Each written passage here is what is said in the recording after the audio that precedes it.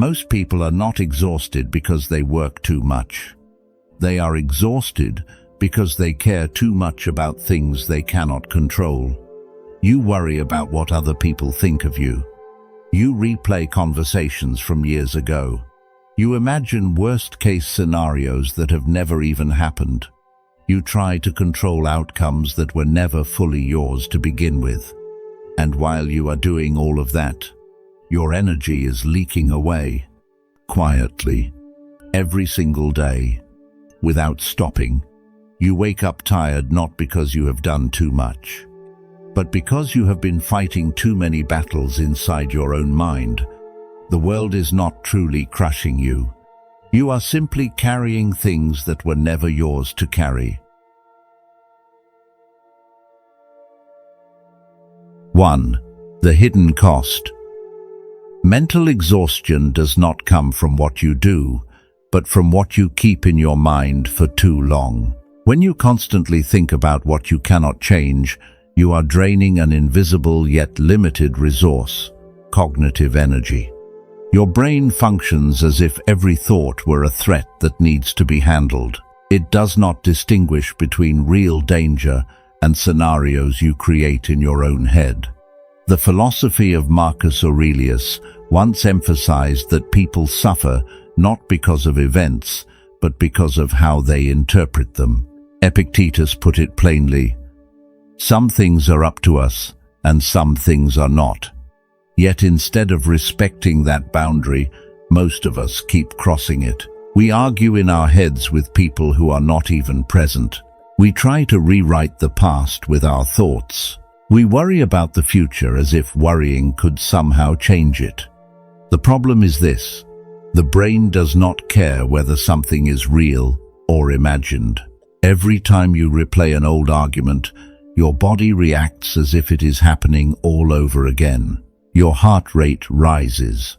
Cortisol increases. Your nervous system is activated. Energy is burned without producing any real-world result. That is the first cost: intellectual leakage. When cognitive energy is scattered, your ability to focus declines. You sit down to work, but your mind is somewhere else. You read, but you do not remember what you just read. You listen to someone speak, but your mind is busy trying to solve a problem that cannot be solved. Gradually, you begin to believe you lack discipline, you lack motivation, when the truth is, you have already spent all your energy on invisible battles. From that depletion, another consequence appears: the feeling of losing personal power. The more you try to control what is outside your reach, the more powerless you feel. You want others to understand you, but they do not change. You want perfect outcomes, but reality always carries variables. You want certainty about the future, but life is inherently uncertain. This is the greatest paradox. Trying to control others makes you lose influence because control creates resistance. Trying to control outcomes makes you lose calm because outcomes depend on many factors beyond you. Trying to control the future makes you lose the present because your attention is pulled away from the moment you are actually living. Psychology calls this external locus of control, when you place the center of power outside yourself. Everything that determines your emotions lies in other people, in circumstances, in events. In contrast, internal locus of control places the center of power in your own reactions, choices, and attitudes. The difference between these two states is the difference between someone who is self-directed and someone who is constantly driven by external forces. When you live in an external control state, your emotions become fragile. One piece of bad news can break you. One small criticism can make you angry for an entire day. One silence from someone can trigger a chain of negative assumptions. You no longer respond based on reason. You respond based on stimulus. The Stoics called this the slavery of perception, being enslaved by the way you interpret the world. You are not controlled by events. You are controlled by how you see those events. When everything outside has direct access to your inner state, you have handed over the keys without even realizing it. This emotional instability creates a loop. The stronger you react, the more control you lose. The more control you lose, the more you try to control. And each time you try, you increase your anxiety. Eventually, you become a puppet of circumstance, pulled around by every small shift. At this point, the fourth cost begins to reveal itself: the weakening of identity. When your emotions depend on praise, you are not truly confident. When your peace depends on everything going your way, you are not truly strong. When your mood depends on other people's reactions, you are not truly self-governed. Personal sovereignty is not about controlling the world. It is about controlling your response to the world. If the world can change your mood with a single news headline, then you do not own your inner life. You are merely renting it from circumstances. A strong person is not someone who never faces adversity. They are someone who clearly understands the boundary between what can and cannot be controlled. They do not waste energy trying to edit reality. They focus on adjusting their response. And that focus is what creates lasting strength. When you stop over-investing in things beyond your reach, a new space opens inside your mind. That space allows you to think more clearly, act more precisely, and live more lightly. Energy that was once scattered begins to return. Emotional stability starts to be rebuilt from within. In the end, the question is not whether the world is chaotic or not. The world will always be chaotic to some degree. The question is whether you allow that chaos to enter inside you. Because the most dangerous cost of caring too much about what cannot be changed is not just exhaustion, it is losing yourself. 2. Foundations of Stoic philosophy. Dim light falls across the surface of cold marble. A classical statue stands motionless in the stillness, its face calm yet commanding.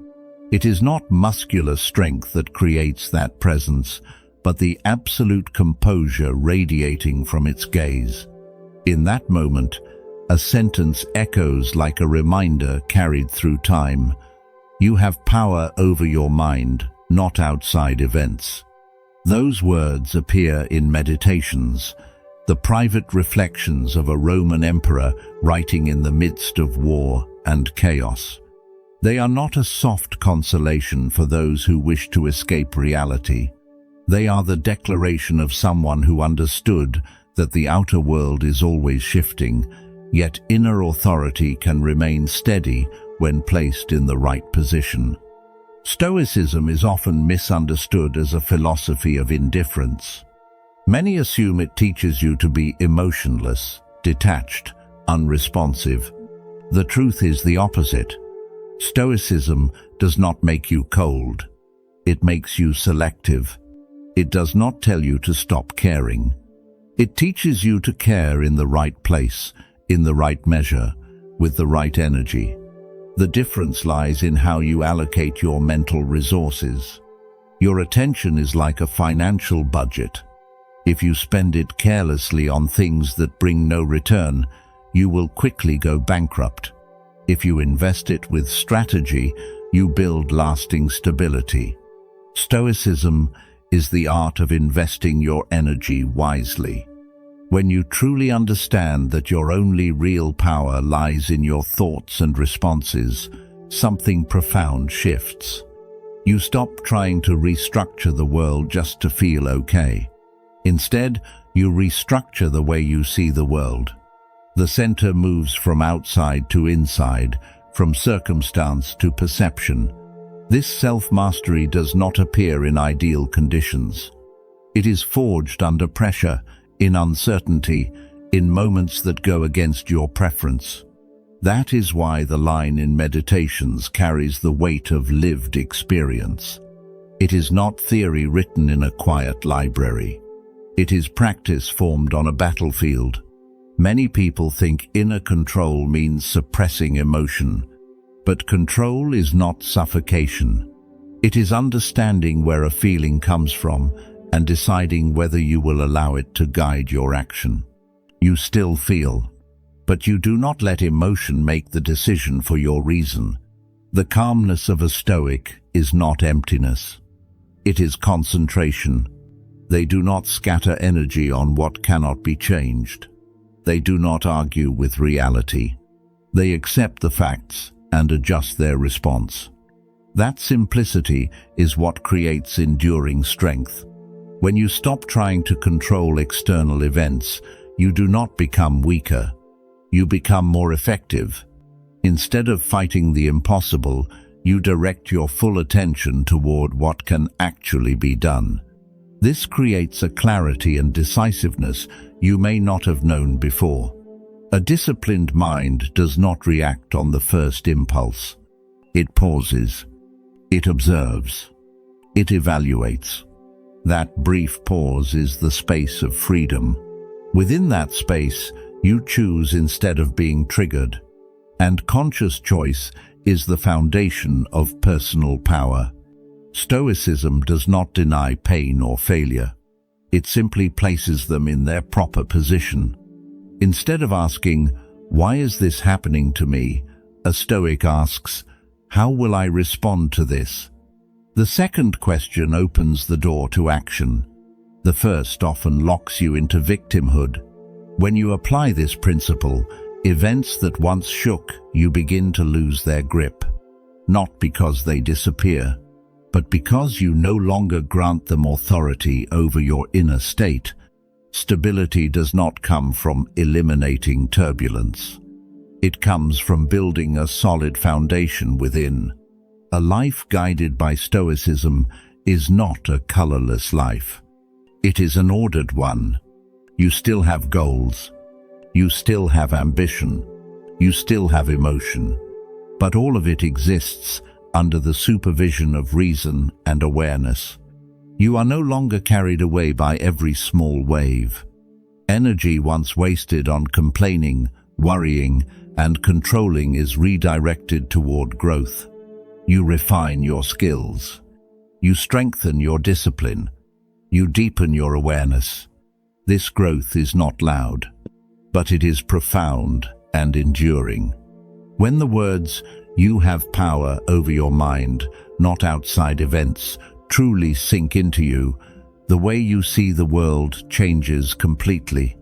The world remains complex, uncertain, unpredictable, but you no longer need it to be different in order to feel strong, because the power you have been searching for was never out there.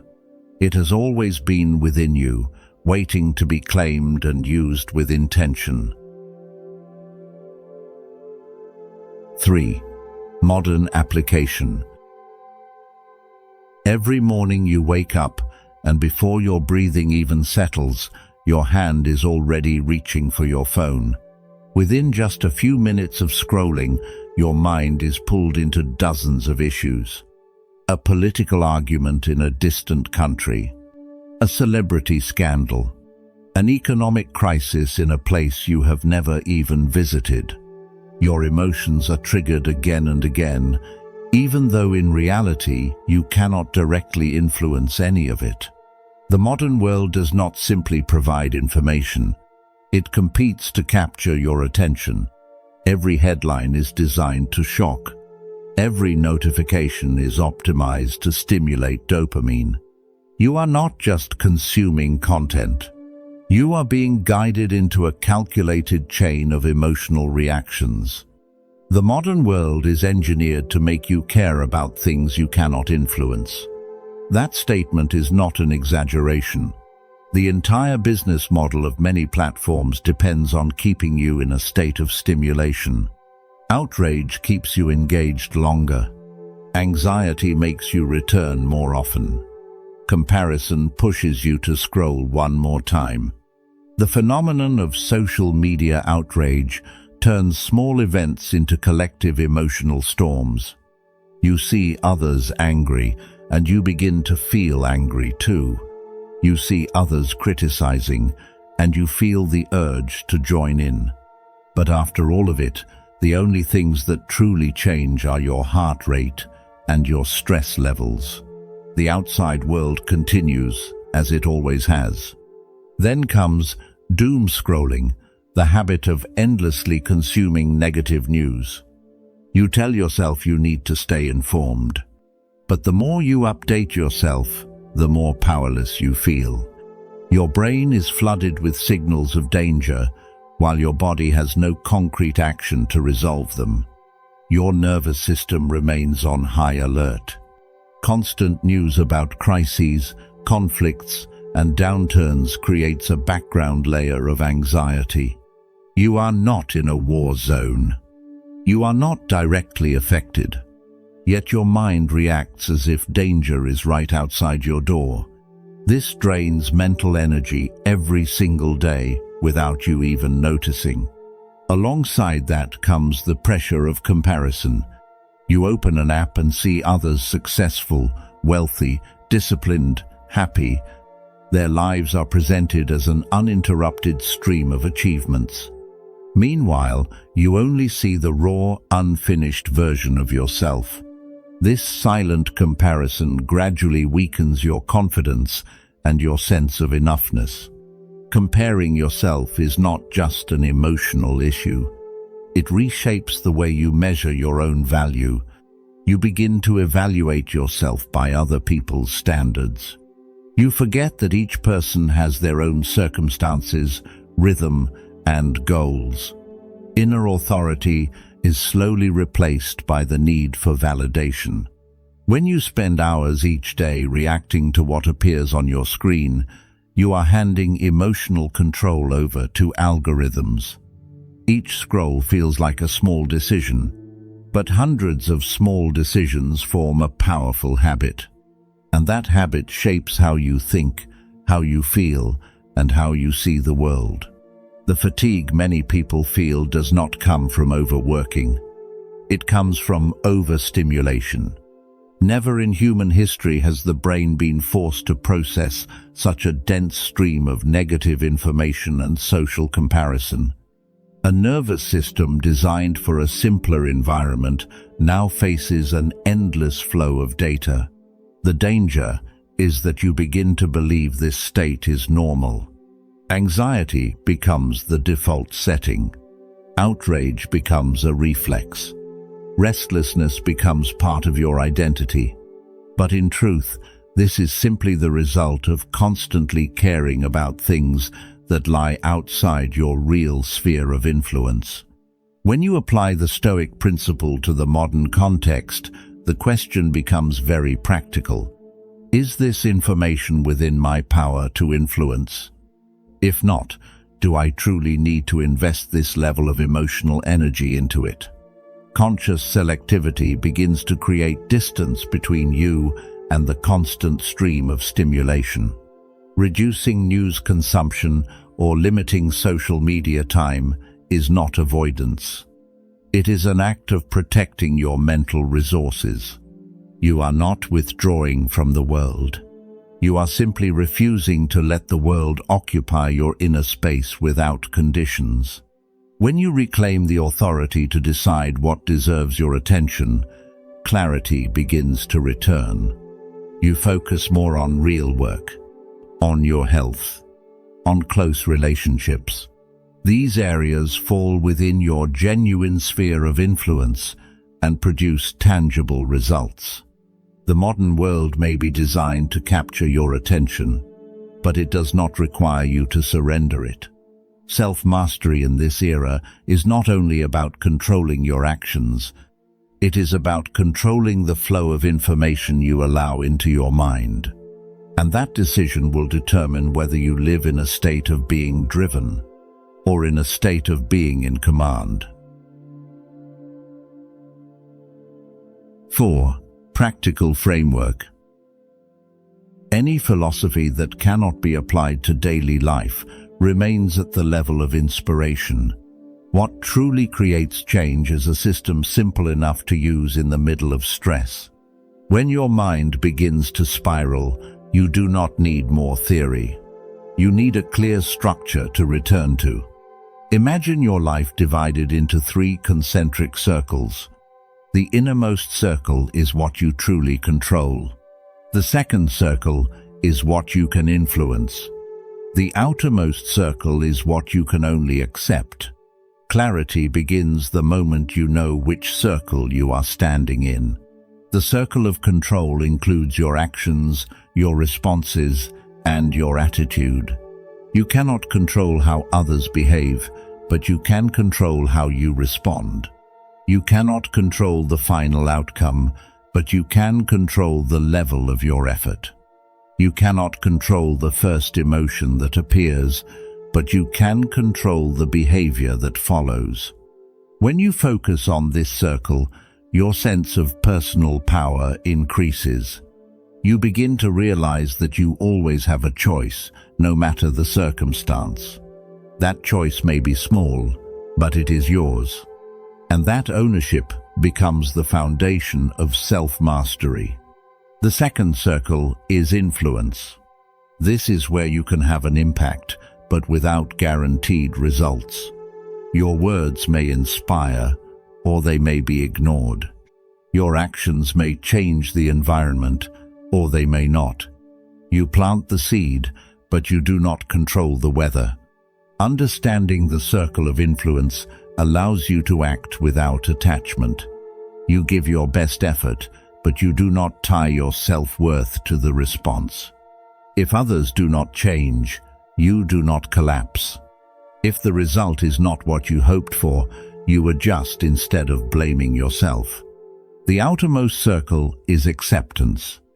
The weather, other people's opinions, the past that has already happened, global economic shifts. All of these lie outside your direct control. You can respond to them, but you cannot command them. Acceptance is not surrender. It is acknowledging reality in order to free your energy. When you stop arguing with what cannot be changed, you save an immense amount of mental strength. Calmness appears not because life becomes easier, but because you are no longer fighting the wrong battles. In moments of stress, pause and ask a simple question: is this within my control? That question acts like a filter. It cuts through unnecessary emotion and brings you back to center. If the answer is yes, act. Adjust your attitude. Make a plan. Take the next step. Initiative breaks the cycle of anxiety. You move from reaction to creation. If the answer is no, let it go. Not by denying your feelings, but by acknowledging your limits. You may feel disappointed, but you do not need to keep feeding that feeling with repetitive thought. This practice requires repetition. The first time you apply it, your mind may resist. You may still want to control what cannot be controlled. But every time you return to the 3 circles, you reinforce a new habit. The habit of allocating energy consciously. Gradually, the difference becomes clear. You react less impulsively. You get pulled into fewer pointless arguments. You focus more on concrete steps in your own life. Inner stability is no longer an abstract concept. It becomes lived experience. When the 3 circles become part of how you think, you begin to view every situation through the lens of personal power. Instead of asking, "Why is this happening?" you ask, "What can I do here?" And if the answer is nothing at all, you accept it and move forward. Maturity is not about controlling everything. It is about knowing your limits and acting strongly within them. The 3 circles do not make life less complex, but they make you less chaotic. And in a world full of uncertainty, that clarity becomes your greatest advantage.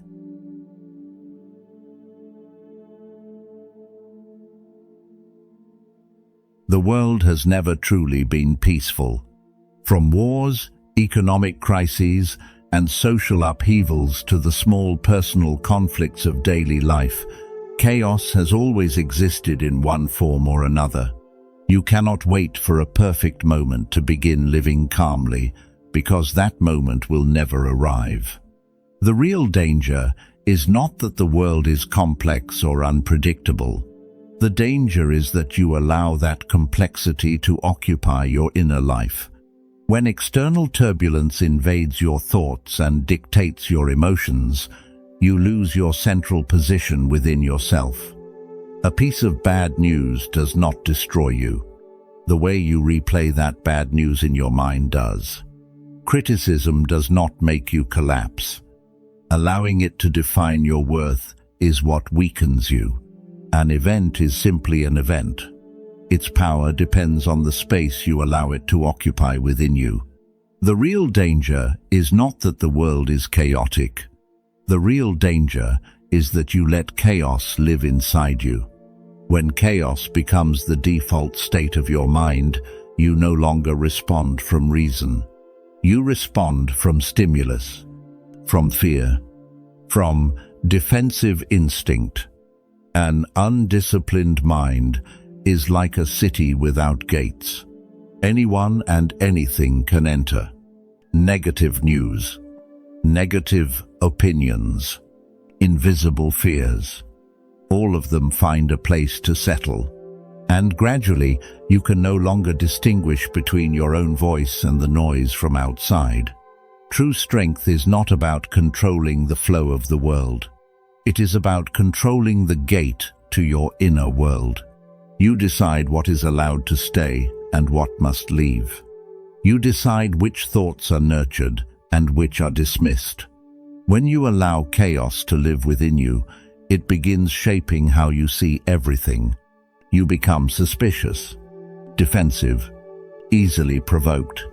You no longer act from clarity. You act from insecurity. And every decision made from insecurity carries long-term consequences. In contrast, when you build a stable core within, the outside world gradually loses its ability to manipulate you. Events still happen. People still have opinions. The future remains uncertain, but you are no longer swept away by every small wave. Calmness is not a passive state. It requires discipline. Discipline in how you consume information. Discipline in how you respond. Discipline in returning to what you can control instead of drowning in what you cannot. Discipline your focus. Your focus is your most valuable asset. Every time you allow it to be pulled away unconsciously, you lose a piece of your power. Every time you bring it back to your purpose and to concrete action, you strengthen your foundation. Guard your attention. Attention is not infinite. What you focus on grows within your mind. If you feed outrage, outrage expands. If you feed fear, fear spreads. Protecting your attention is like protecting a clean water source for an entire city. Protect your inner kingdom. Your inner world is the last territory you truly own. When you safeguard it, you can walk through any circumstance without losing yourself. When you neglect it, the world will fill the space with noise and chaos. No one can build this stability for you. No one can guard the gate of your mind if you refuse to do it. Self-mastery is a personal responsibility, and it is also the greatest personal power you possess. In the end, the question is not whether the world will stop being chaotic. The question is whether you have the discipline not to let that chaos settle within you. When you choose to protect your inner life, you do more than reduce stress. You reaffirm your authority over your own existence,